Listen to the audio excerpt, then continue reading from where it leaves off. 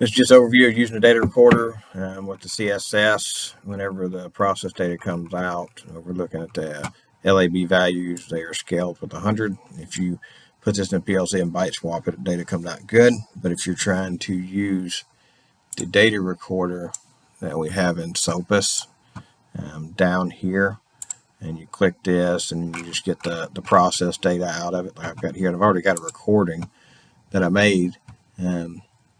And then we're looking for these values over the data recorder. So when you come to Excel, it's going to be 2 bytes of data. What we have to do is we have to take that data in. You see I've got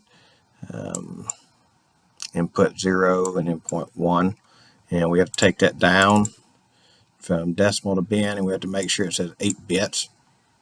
That way we don't lose any of the zeros. And then we'll put those together to give us an entire word of data.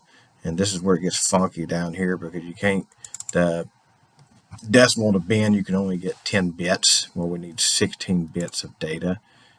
So that's what we need this special formula here to put everything together and make it usable data.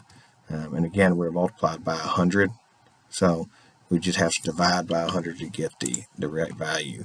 And you see that these values should be pretty close to what I have here.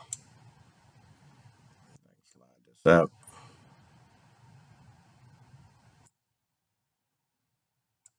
So that's how you do it.